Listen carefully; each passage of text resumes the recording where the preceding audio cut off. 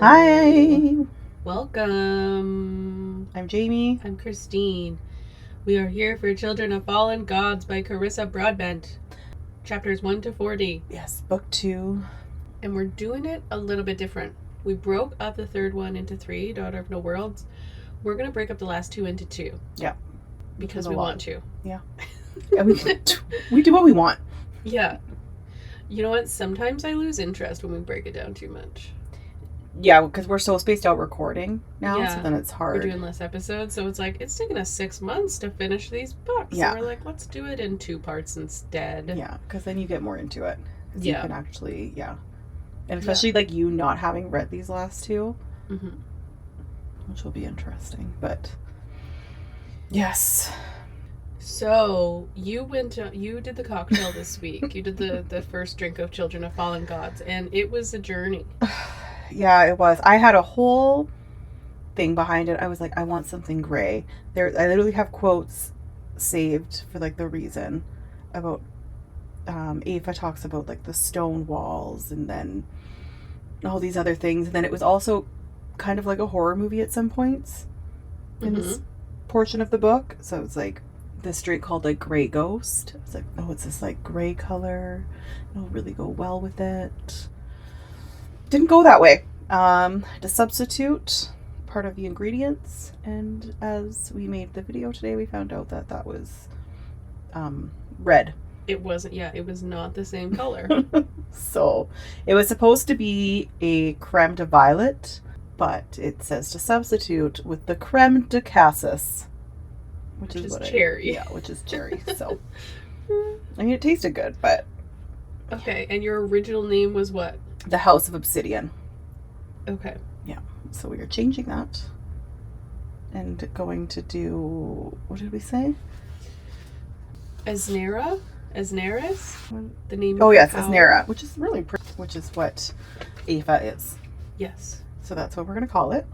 And everyone's gonna nod their heads and agree that this all makes sense, okay? And that's how it was supposed to go.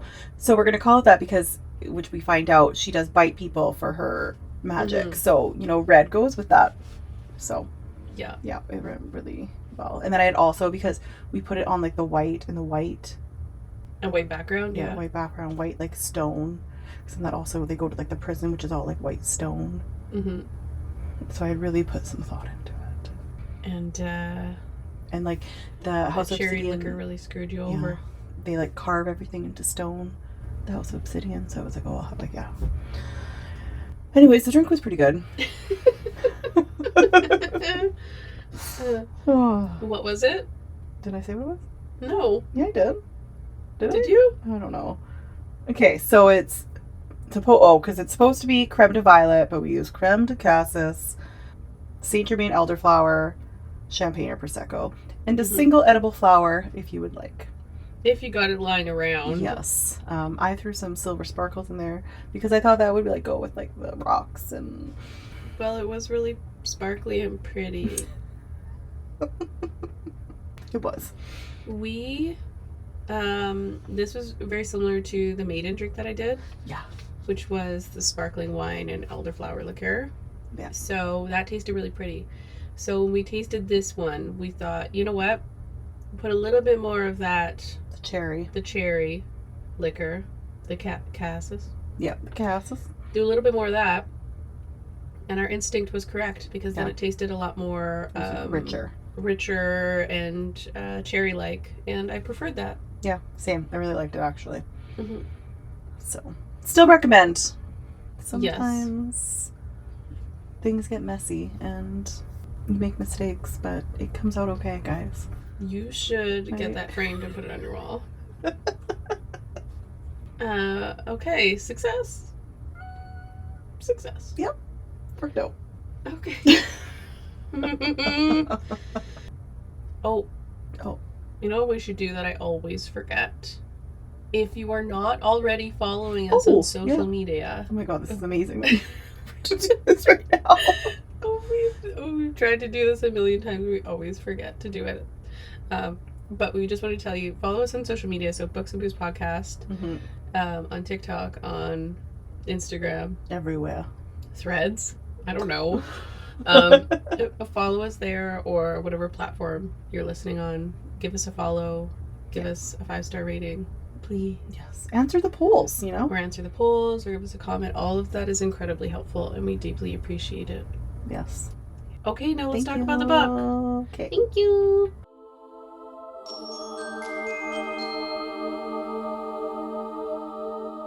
No war can be fought with clean hands, not even the ones waged for the right reasons, not even the ones you win. Tisana bargained away her own freedom to save those she left behind in slavery. Now, bound by her blood pact, she must fight the Order's war, and Max is determined to protect her at all cost. But when a betrayal tears apart Ara, Max and Tisana are pushed into an even bloodier conflict. Tisana must gamble with Reishe's power to claim an impossible victory, and Max, forced into leadership, must confront everything he hoped to forget, his past and his own mysterious magic. All the while, darker forces loom, far darker even than the Order's secrets. As Tisana and Max are ensnared in a web of ancient magic and twisted secrets, one question remains. What are they willing to sacrifice for victory, for power, for love? We're gonna find out. Everything. They'll sacrifice everything. Okay.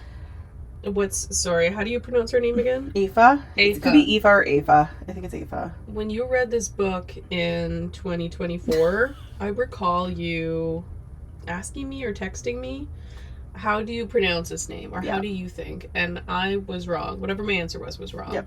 When I finally, which I was telling you, Carissa Broadbent used to have on her Instagram a video of her like saying all the names.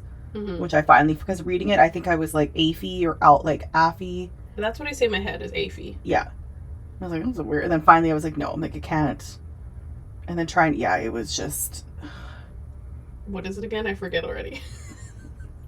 Aefe. Aefe. Okay. All right. Think of like Wally. He's like, Aefe.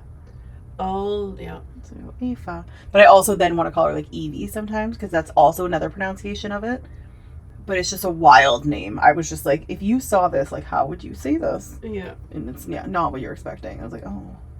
So we get an introduction to Aefe in this book. We have Aefe's POV, we have Max's, and we have Tisana. Mm-hmm. We go back and forth. Yeah. So my question is, as someone who hasn't read this book, okay, can I say first of all, before we get into this, it really bothers me that you know what the fuck is happening and I don't, and I have no idea, and I want to say my comments and I'm like, oh, Jamie's just gonna think I'm stupid. It's such a stupid thing to think. Oh, it's funny, she already knows reading it now, but I remember when I first started I was like, what is happening? Like literally what you have, what the fuck is happening? Yeah. Who is Aefe? The Fae are still alive, right? They're not wiped out, because when they mention that usually means no, you're wrong, they're out there. Well, I'm like, oh my god, Faye? Like, what? Yeah. Because then I think also that there's, like, the map in the book, and it does show, like, certain parts. And then you kind of see, like... Oh, I didn't look at the map. Yeah, I know.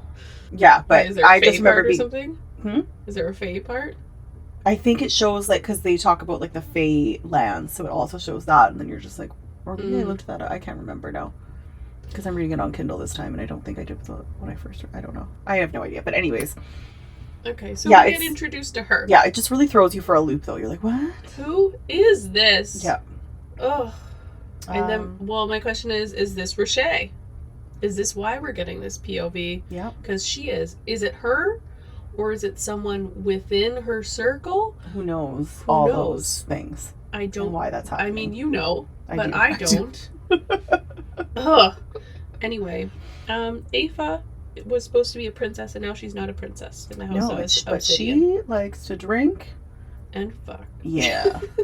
She likes to go to the bars, the clubs, and copes with the affection of strangers while intoxicated. That's right, she does.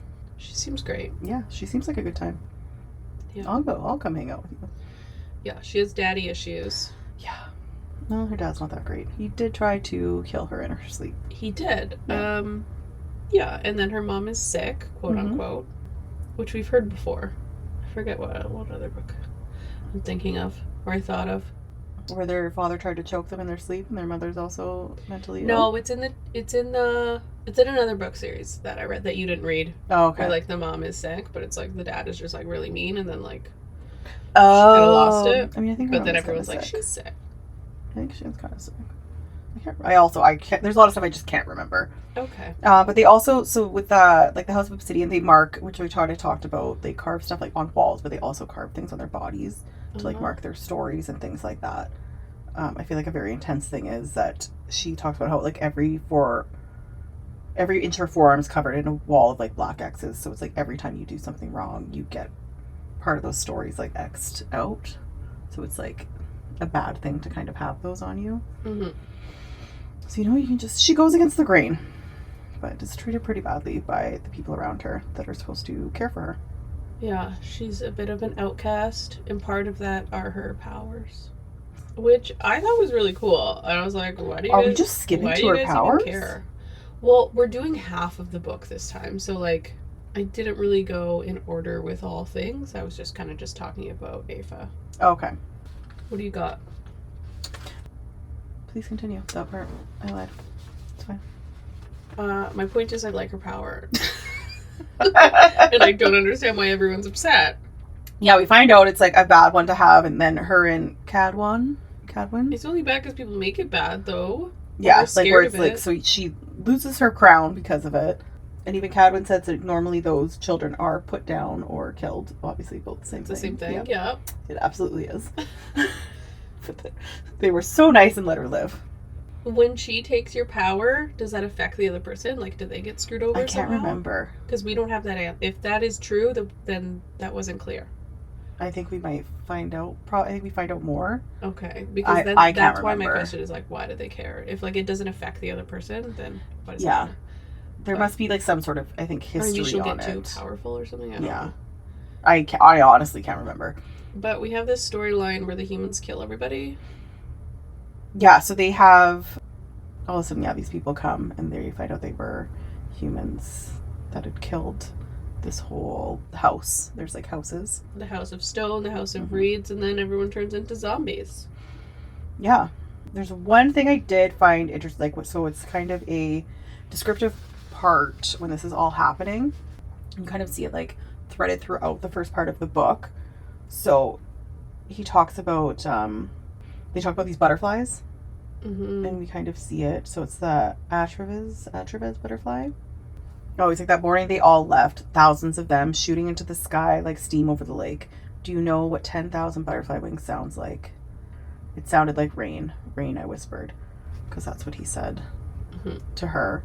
But we do find out, even like flashing back to Missanah, and they're in that meeting, and that other guy kind of brings up the same sort of butterfly because they're on the wall. There's a picture on the wall, and he's like, yeah, they're extinct. Yes. And then I think even like flashing to Kira, like it mentions something, but you can't kill, or they're hard to kill because they can sense danger from so far away. Which I just thought was just kind of cool how that's kind of woven through, and then especially like Missanah with her butterflies. I can't remember if anything more. If like something comes of it? Yeah.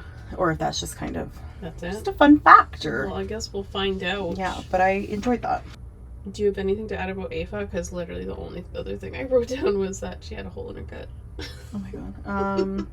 Well, just the zombie part was really scary, guys. It was scary. I was like, this is like a horror movie. Multiple times. Like all of a sudden, like the eyes are opening in the water all at once.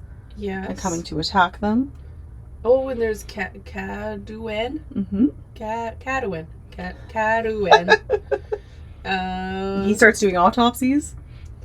He seems like a kooky kook, doesn't he? Yeah. She's just like not sure, and then he's just like, no, I'm like angry all the time. Yeah. Which I get. Yeah, it's like he's the only sane one in that situation, like reacting. Like, but my question for him was like, do we trust him? Like right now we're like, oh, he's fun. But then you're like, oh, is he gonna turn? Right? Like you don't know. And then they're with the other two people that are from another house that they normally don't get along with. Yeah, they're enemies. Yeah. But it seems like at this point they're working together, so... She's helping him fight. We'll learn how to anyways. He's like an interesting I think just like all of a sudden he's like, what, like 13th in line or something like that. And like, I was like, you're king of these 12 people. Yeah. Yeah. All your people were killed. Yeah. He did say, so I just liked this quote. They were talking about temples and like gods and stuff. And they were like, I heard your temples were beautiful. And he's like, the temples were beautiful. And then he pauses for remembering. And then he looked back at the fire and it was gone. But when the humans came, they crumbled just as easily as the brothels. And the scholars and the whores ended up in the same graves. Super dark quote. But I like that one. Yeah. Well, and it fits with him questioning even her dad's stance on like upholding these stupid like you can't go visit this one place because they laws or traditions, and he's kind of like, fuck the traditions, like everyone's dead, like nobody's gonna care when you're dead, like can we not? It didn't make a difference for us. So it doesn't matter.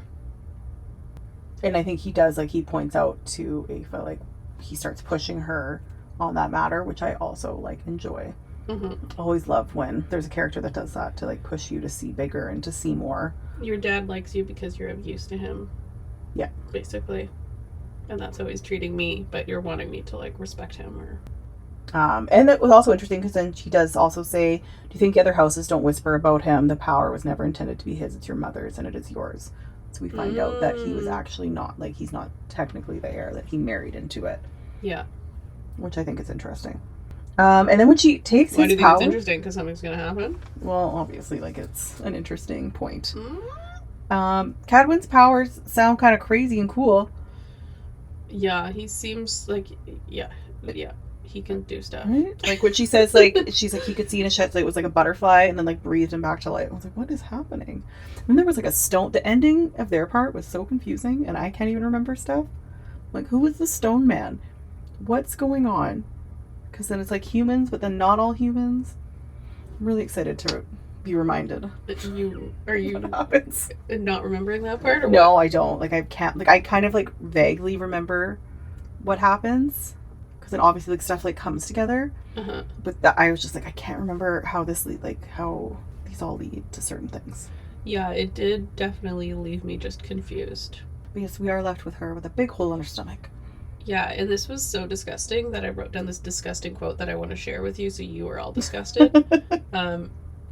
So she got speared through her gut, and then she said, with a roar, I tightened my grip around the handle and slowly, so slowly, too slowly, I pulled myself forward. Ugh. Just imagining that. Just like I'm gonna walk myself out of this spear. Just real. The bright side, Yithra, where they were, sounded really cool. It's gone now, but it sounded cool. Sort of like tree village. It was just like all built up. It sounded really interesting. It was like a hub. Yeah. All different types of fairies. Sounds fun. I'm like way more into this part for this first part of the book than I am Max and Missanah, except for when they're like together. Yeah. But I was like, oh, like what's all this like? Is that it for Aefe? Yeah, I have dad relationship is sad. Oh, it's just I don't want to be a tyranness. I want to be your daughter. Oh yeah, I highlighted that too. Right, that was sad. Okay, but moving on. So they're traveling on a boat back first. I know you have Missanah and Max. Yes. Yeah. And I just enjoyed this. Is like literally right at the beginning. They're having this like romantic moment. They're like reinstating that they love each other. They're gonna stick together. They're gonna get through it. And then she's like, and then Raishe's voice unfurled in my mind like a thread of smoke in the darkness. He is right. You are never alone. Wait, that's at the beginning? Yeah. Oh, okay. Yeah. Missanah says, if you can't be in another war, I would understand. If you can do it, I can do it. I don't care what we're walking into. You're not going to do it alone. But then Raishe's voice unfurled in my mind like a thread of smoke in the darkness. He is right. It whispered. You were never alone. It's better with the context. It's true. My thought was, you sick bitch. Right? I love you. You're never alone. Literally ruining a moment. Yeah. Oh, I really, really enjoyed that part. Probably my favorite part. So funny. Oh, so good. That's scary. Anyway. I do also enjoy what you have is her and Cyril's conversation. Yeah, he's like, so you did it, right? Yeah. And she's like, no. Yeah. So, or he's like, so how's the sex? Yeah. I'm like, what a great friend, just right away. Such a... Yeah. He says he looks at you like he wants to eat you slowly with his tongue. And I thought we don't get enough of Cyril in this book. Or at least the first half of the book that I'm reading. No, we don't. We do. Like, I know we do. Into the shadows. Yeah. But they get back to Ara Era. And we learn that Zareth has run a coup. Oh my god, he just gets more and more awful in this book. Yes. Like, literally, I just have Max walks in, sees him in his father's spot with a crown. He stole the crown with Nura. Didn't even know. And then Tisana mentions like the Mika estate and how he kind of like threw him under the bus, and he just like makes I just felt like going into that, it was just like one thing after another, and I'm just like, I was getting so angry reading it. I'm like, you are so awful, which great bad guy, and I felt so bad for Max. And he's like, out of all places, we're going to the house where your whole family died. Yeah, and I think we learn later in the book where Tisana kind of pieces together, and basically it's like, oh, you're jealous, like that Max was born with privilege and within this family, and you were kind of given the position of arch-commandant. People didn't want you to be there. It was just that Nura was and burnt and recovering at that point. Max was losing his mind, so you were just he was the last choice, pretty much. You were the last choice, and and Zareth, we know that comes from nothing. Yeah. So it's just he's a little bit bitter and likes to have power over Max, right? Yes. And so he puts Max and Tisana in this kind of impossible situation where they have to lead this army and these forces to try and help Zareth keep his crown. Yeah, we really thought like Tisana did a good job with the contract, which she did. Good for her. But then he really really taken some turns that you're not expecting, or they don't think that you can even do. Yeah. So I do like, which I think you have this part too, right? What? Where then he shows them his arm. Yeah, and he also made a quick blood-packed lifeline thingy. No big deal. Whatever it's called, the thing that he like binds his life to dissolve. Oh yes, but I just like how you have it. How it like. I couldn't remember the name of it, so I called it blood-packed lion thingy. Oh, you actually, yes, you did. And Max says, "Nice, very pretty. Zareth looks infected, though." This isn't just a tattoo. It's a spell. It combined my blood into Sana's, and it binds her life to mine. If I die, so does she. You asshole. Yeah. But that part was just really funny. It's like, oh, look at your infected tattoos there. Anyway, you have a Moth update? I feel like this is like your new segment. Moth? Yeah. Like, what's Moth up to, Jamie? Your favorite character? Let me tell you. We're going to do the whole Moth update. How much of Moth do you have? I have one sentence. Oh, I just enjoy it. It was super sad. Max and Sammerin got mad at him because he joined the army, and it was really sad. He was just like, sad. Guys, I just want to be like you, and I want to help, and like you guys are like, he just really wants to help. Yeah.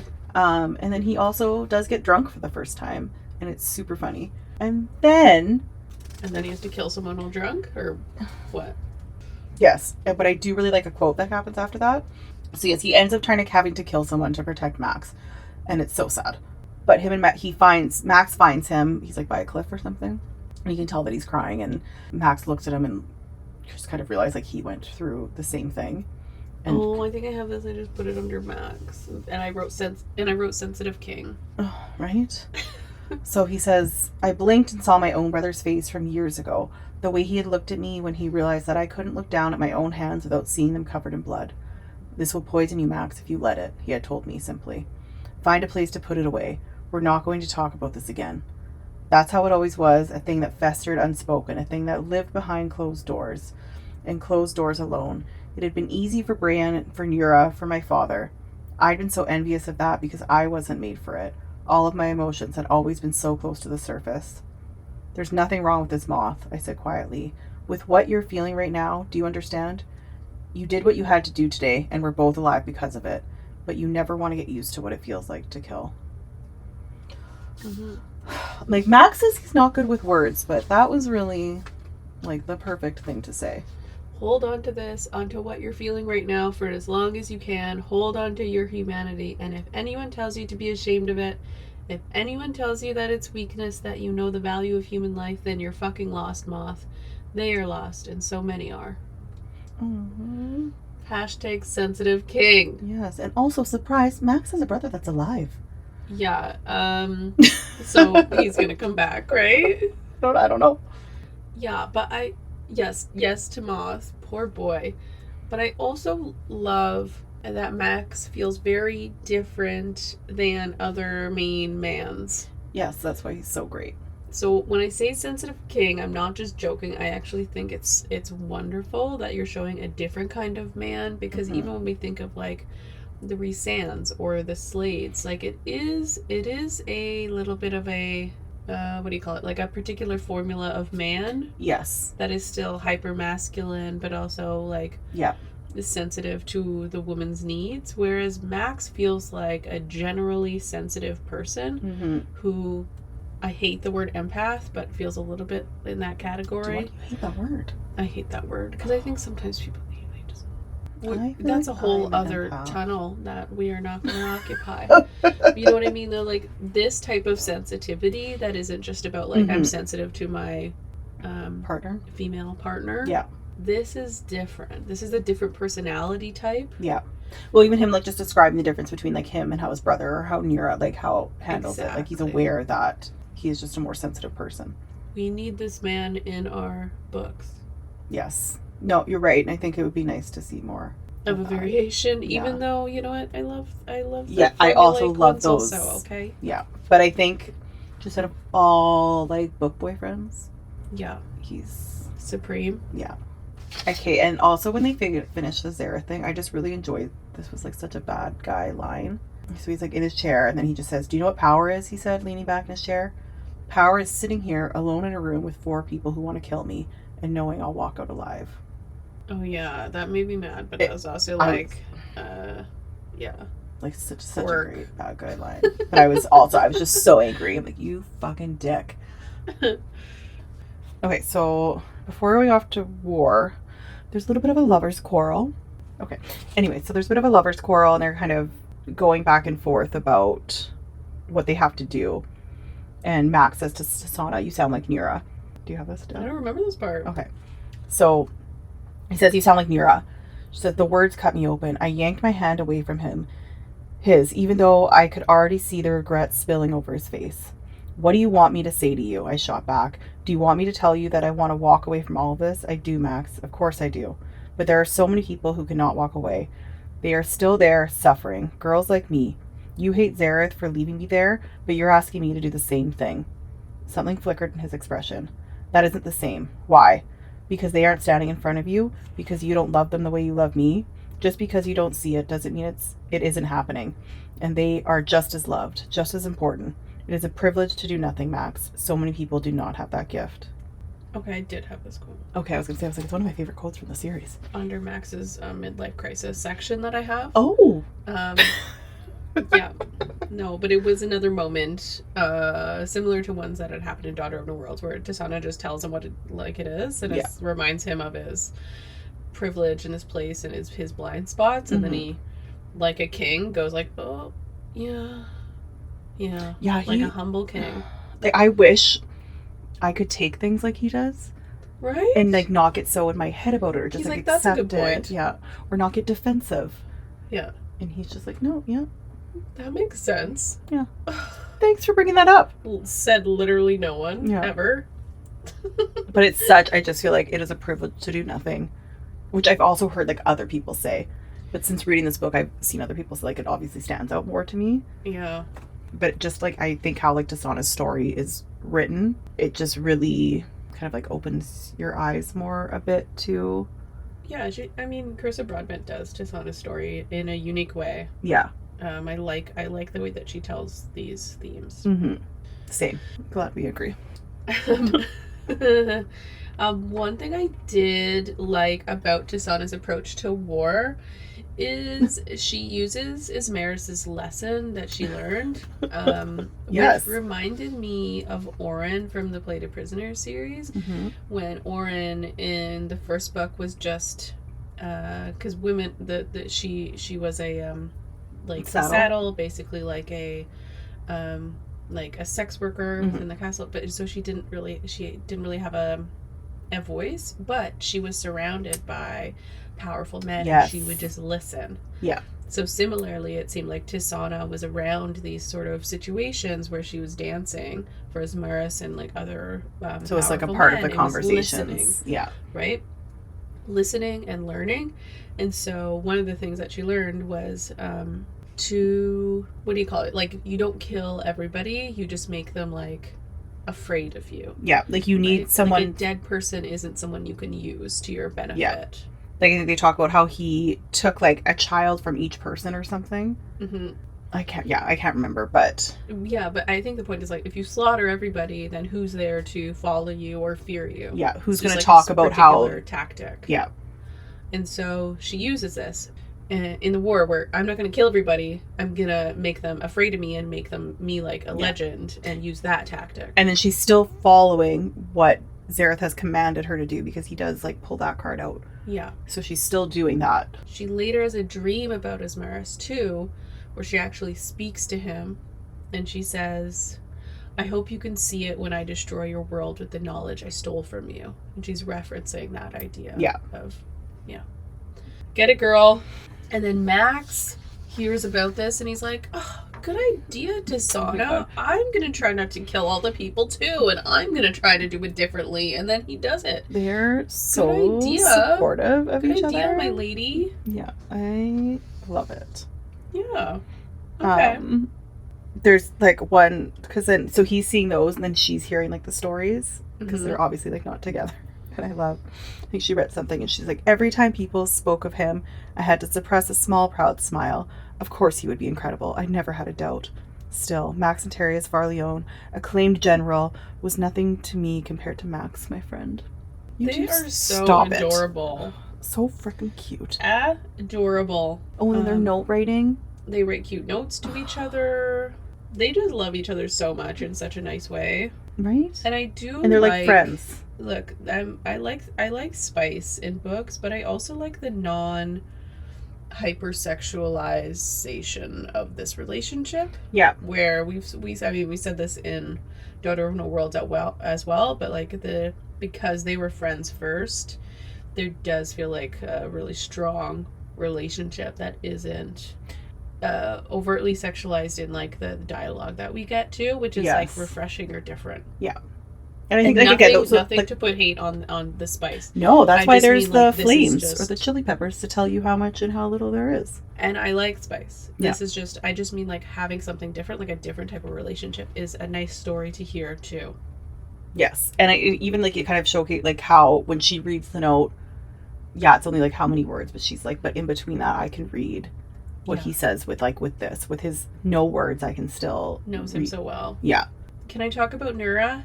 Nura? Or do you want to add any war stuff or Max and Tisana stuff?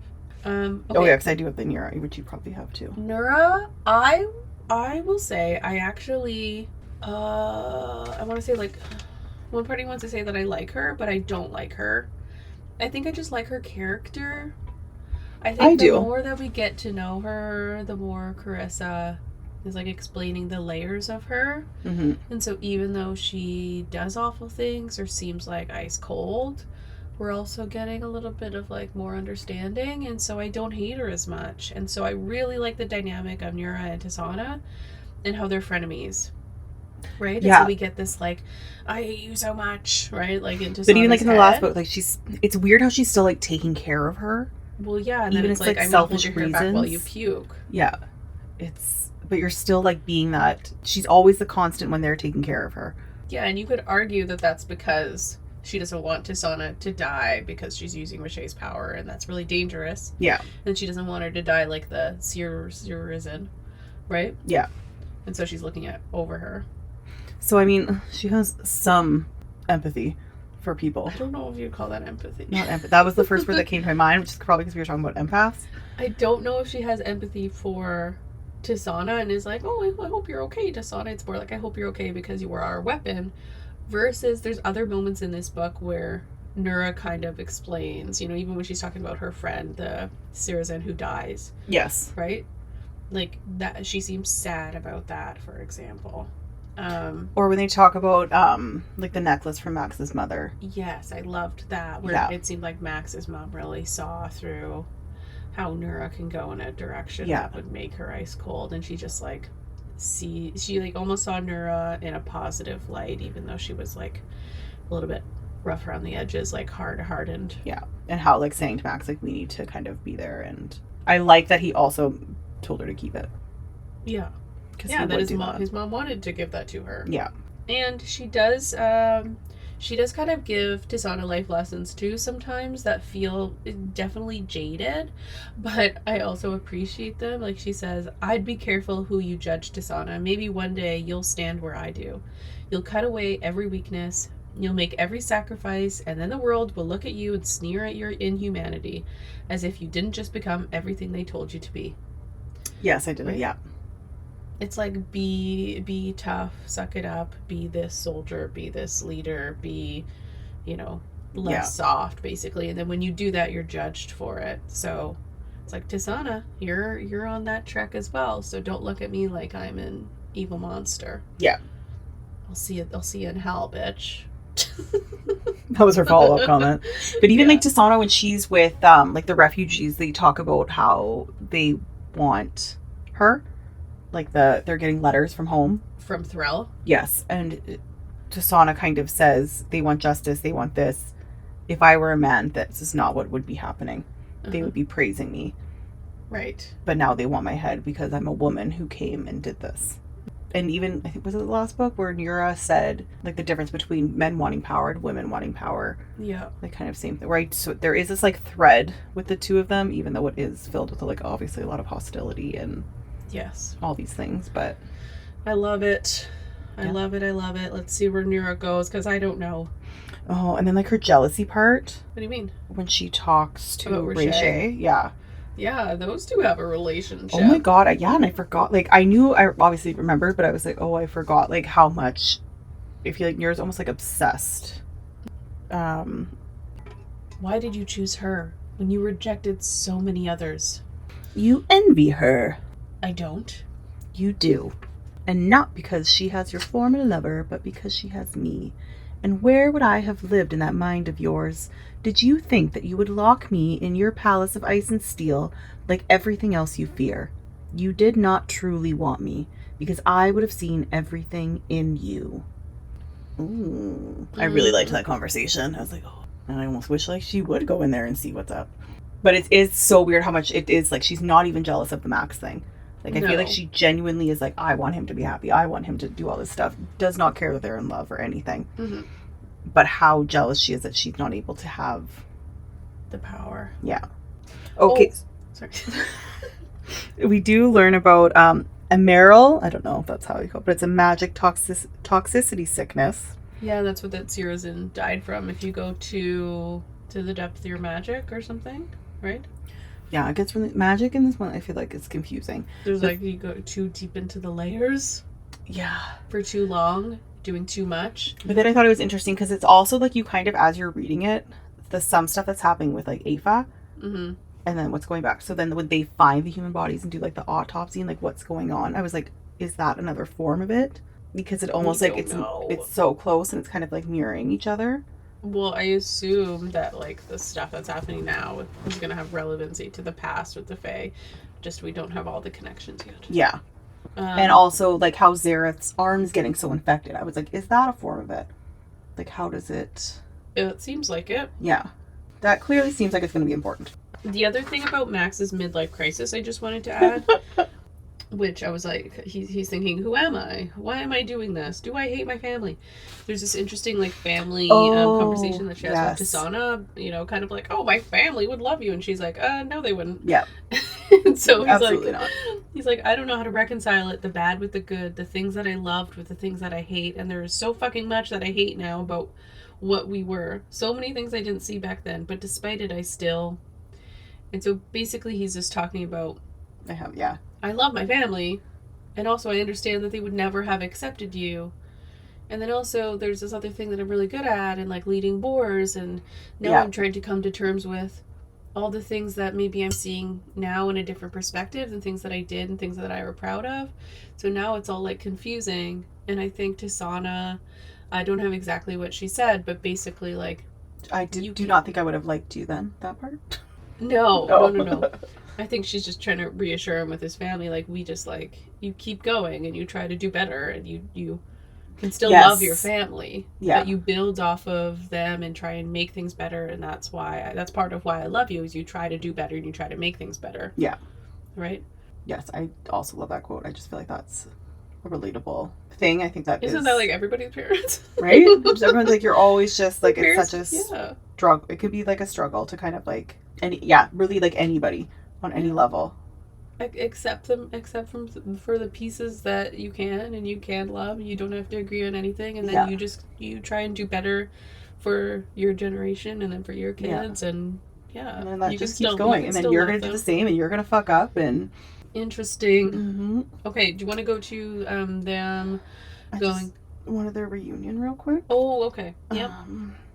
Because it was so cute. So she's like fighting with Nura, and then all of a sudden she hears a voice, and I think he's like leaning in the doorway. So she's like, I scrambled to my feet, spinning around to see Max standing at the door, leaning against the frame with his arms crossed. Max. I couldn't move. I wanted to run to him and yank him into an embrace, but all I could do was stare. I didn't realize until my cheeks started to ache that my face had split into a grin. Okay, so cute. And then they finally like go to each other and they're like, hello you. Yeah, so cute. Which also kind of reminds me of like You the show now, so that would kind of creep me out. But then they go do it, and they check each other's like bruises and scars, and oh, look at this one. Hey, look at this one. What's this one from? Tell me this story. Oh, and I love how then he also talks about when he's like away, how he's like gathering stories to tell her. They're just so cute. I love them. They're really great. Yeah. Okay, let's continue the horror movie. Yeah, they go to try to figure out this blood pact thing, and they go to this weird place and visit Vardir. Huh?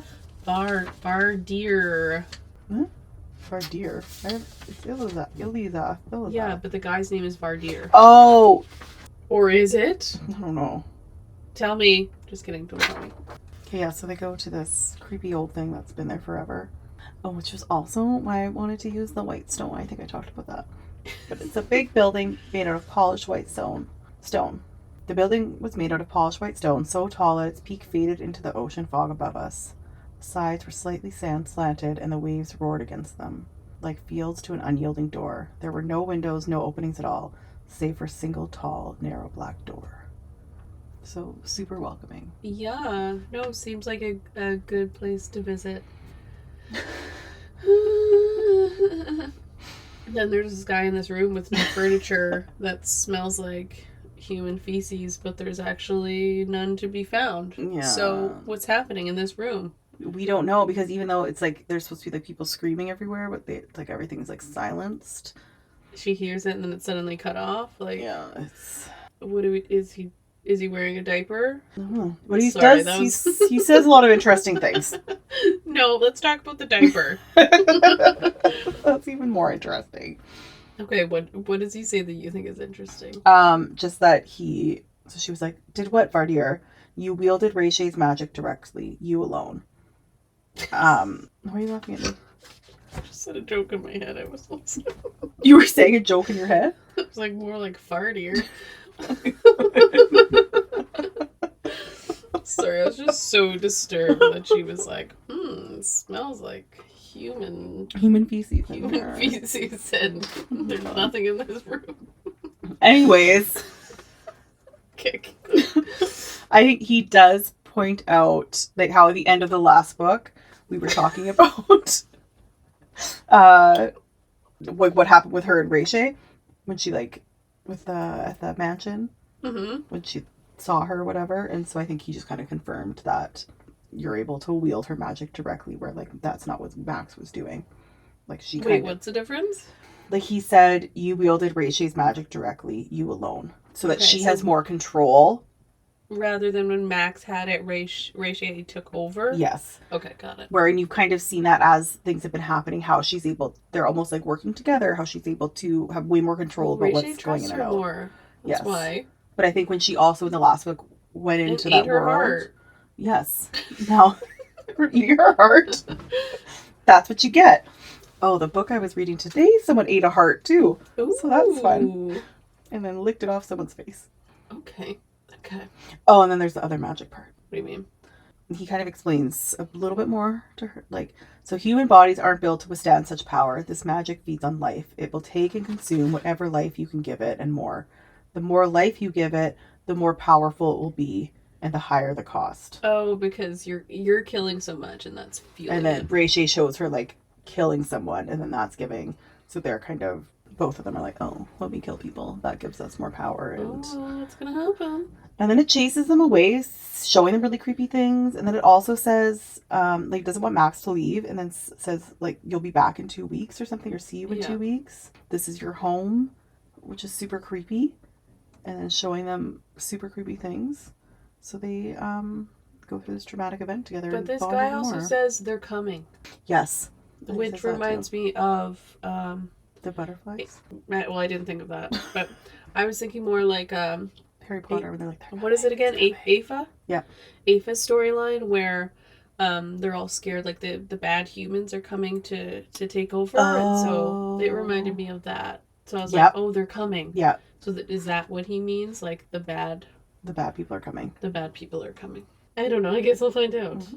So the refugees are restless. So I just wanted to add this just because Max is kind of coming to terms with like his relationship with war and like who he is and his midlife crisis, but Missanah is also like trying to figure out whether she's doing the right thing, and so her relationship with the refugees kind of puts her at odds with this because she says the orders gave me the power I needed to topple the Threlian lords and save those I left behind, but in exchange I sold myself back into slavery, except now I would wield death instead of light touches and pretty words.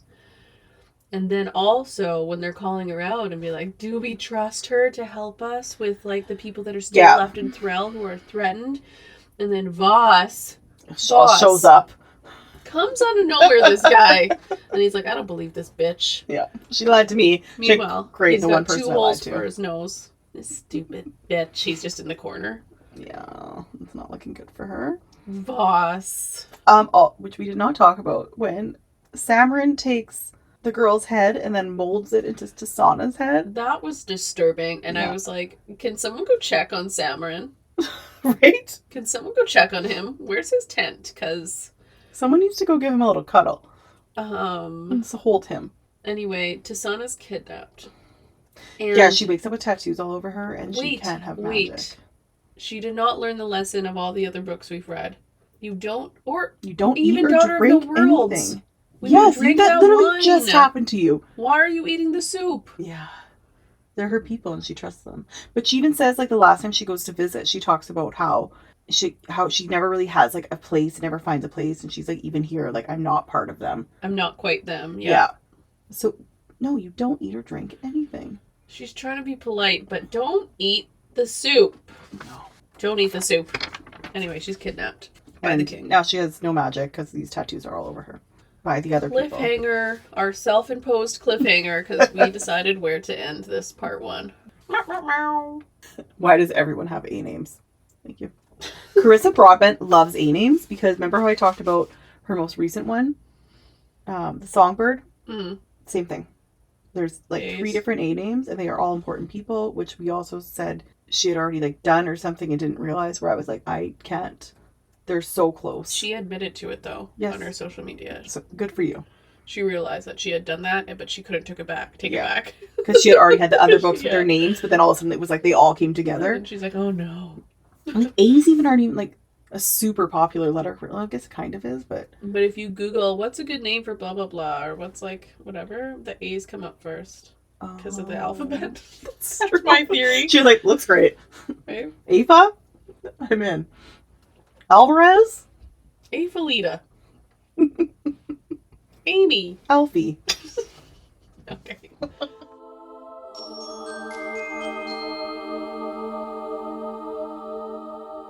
Casting call. Children of Fallen Gods. Thank you, I forgot. Forgot the name of the book. Yeah, I was like, Yeah, it's confusing. yeah. Okay. Today we're doing Aefe and Cadwyn. Cadwan, Cadwyn. Caden. Caddy. I like Caddy. We'll do Caddy first. I don't have like a set person in my mind, so it's kind of, I almost go back and forth a little bit with him. He's a little bit of that like guy that was in Peter Pan, but also like the eyebrow guy. Who the hell's Captain Hook? No, the eyebrow, the act Will Poulter. He's a little bit of Will Poulter, but then He's also the eyebrow guy. because he has really strong eyebrows. The eyebrow actor. Did you think I would know that was Will? I did. Okay. I really did. So he's a little bit of him, but then also a little bit of the guy that was in Peter Pan. Okay. Like the really blonde. So he's like a mixture of the two. Who you cast as Cyril? Yes, I know. That's weird. He's also a little bit of Cyril. And even with my Aefe is also kind of similar. So they're weirdly like mirroring. Okay. Do you know the actual description of Cadwyn? Nope, absolutely not. Okay. I don't either. But when I went to go cast him, like the person that I thought, I was like, is this anything like the description? I actually have no idea what the description is. I just had someone I imagined in my head. So yeah, I didn't really write down the description. I don't. Just ignore me. Also, I think my casting is like a 70-year-old man, so it's fair. Mine is a non-existent person. I always imagined Viggo Mortensen, like Aragorn, Lord of the Rings version. Oh my god! I was thinking of Milo Ventimiglia or whatever. That's who I thought. Viggo Mortensen. Yeah, but you said that, and that's what I thought of. I'm like, didn't you cast him as someone? No. Okay, so yeah, I picture him as like old too. It's not like I picture. It's him not young. that I picture him as old. I just picture him as like not a 20-year-old boy or something. Yeah. At least 35. Okay. Yeah. But yeah, that's who I imagined. Oh, weird. And him in Lord of the Rings, because like the hairdo. Mm-hmm. I don't know. And Viggo in that movie is hot. Oh no, Viggo's a very hot man. Oh, I like him. Okay. Aefe. Honestly, part of me does also see Florence Pugh. Just keep it going. Even though she's by Missanah. It'll be like what's that movie? The Parent Trap. Yep. She's just gonna play multiple roles. But I also see Haley, the Nutty Professor. I don't know. There we go. I actually see Eddie Murphy. Eddie Murphy's my choice. Yeah. I think there's also not a lot of actresses with that like physicality that Florence has almost. Do you know what I mean? Athletic build? Yes, athletic build. Well, yeah, because we lived in a fucked up society and we just want to cast the same woman who looks exactly the same every time. And so Florence is a breath of fresh air with her athletic build. Yes. So I ended up casting Haley Steinfeld. Okay. Yeah. Which they are both in Marvel movies. So. Okay, you mean Pitch Perfect? Oh my god, No, not Florence. No, Florence isn't. No, that's just the only movie I know her from. That's why I'm mentioning it. She's in Sinners is Good. You should see that. Never seen it. It's new, so. Okay. But yeah, that's a fair choice. Thank you. I was proud of that. I like it. Mine is someone from a reality show. Is it gonna be freaking Love Island? No. Thank God. Why? What's wrong with Love Island, Jamie? Oh my god, I can't get away from Love Island. It's so popular because it's so good. I know. Okay. And everyone's in love and staying together forever. Oh, did you see Olivia from Love Island who then went on the challenge? Her and Theo are having a baby, so I'm pretty excited about that. Olivia from Love Island. Yeah. It's probably like season 3 Love Island or something. Jamie. But then she started going onto the challenge. No idea. Okay. Well, I know her from the challenge. Anyways. UK or USA? USA.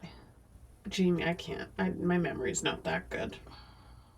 Okay, so the person I had in my head, probably because I was watching this show at the time. I've been watching The Ultimatum Queer Love Season 2.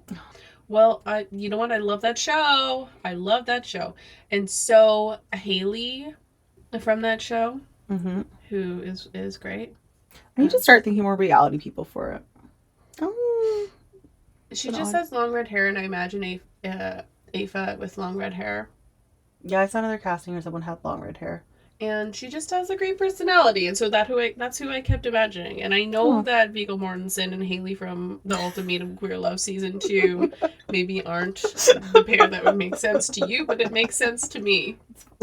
She's a lesbian as well. But this is acting. Yeah, that's right. Which is what she signed up for. Viggo Mortensen. Oh, how old is Viggo Mortensen? I'm actually curious. I don't know. I bet he's not 70. I'm exaggerating. He's not. There's no way. He's let me guess. Okay. 63. He's 66. Oh, I was close. Yeah. What a strong face and chin you have, sir. Okay, give us your MVP. Oh, I do want to give a casting update. Oh. My casting, I didn't realize that Max was of Asian descent. Yes, which we talked about. Yes. Yeah. But my casting was Milo Ventimiglia. Yes. Which, no. And then I thought, because I've been seeing this man all around. Mm-hmm. He was on White Lotus Season 2, but he has a new movie out that was directed by Lena Dunham. And, no, new show. Is it Lena Dunham's new show? Have you watched it? No, but I keep really seeing his face again, and I was like, oh my god, I remember him, I love him. And in the White Lotus Season 2, mm-hmm. he's a big nerd. Yeah. And he's married to, what's her name? Aubrey Plaza. Okay. And then you're like, oh my god, he's a nerd. But then there's this scene where he's running through Italy with his shirt off. Just like going for a jog. And you're like, oh, yeah. You're a hot nerd. Yeah, just what I like. Hot nerds. Yeah. Yeah. I like it. Anyway. Oh, I didn't even say his name. We're just looking at pictures. His name is Will Sharp. Yeah, the show's supposed to be really good, though. I'm excited for it. Okay. Sorry, MVP. Aefe. Mm-hmm. Because she grew wings. Good for that her. part sounded so painful and then so terrifying. And then, I mean, she has a hole in her stomach at the halfway point. She's proven her dad wrong. Yeah, she's trying. You know, her dad tried to kill her. Just a couple hurdles. Like, she keeps getting X's on her arm.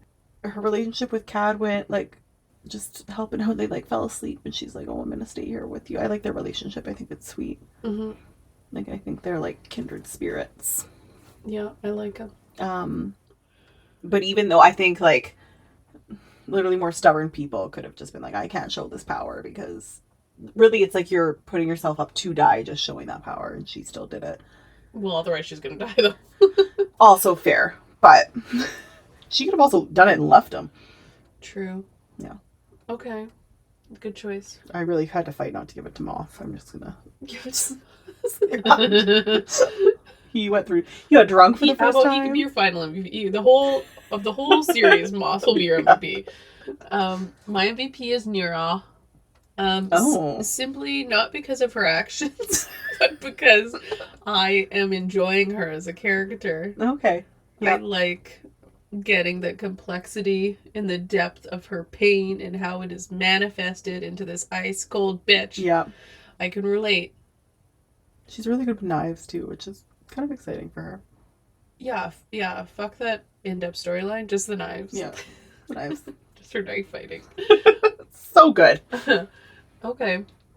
Once again, if you're not already following us on social media, follow us on Instagram and TikTok. We're Books and Booze Podcast. Also, and Threads. Be friends with us. Oh, Goodreads too. Yeah. Please be friends with us on Our Goodreads link are in our Instagram bio. Wherever you are listening to us, give us a follow, give us a comment, give us 5 stars. It's incredibly helpful, and we love you so much. Love ya. Love ya. Toodaloo. Bye.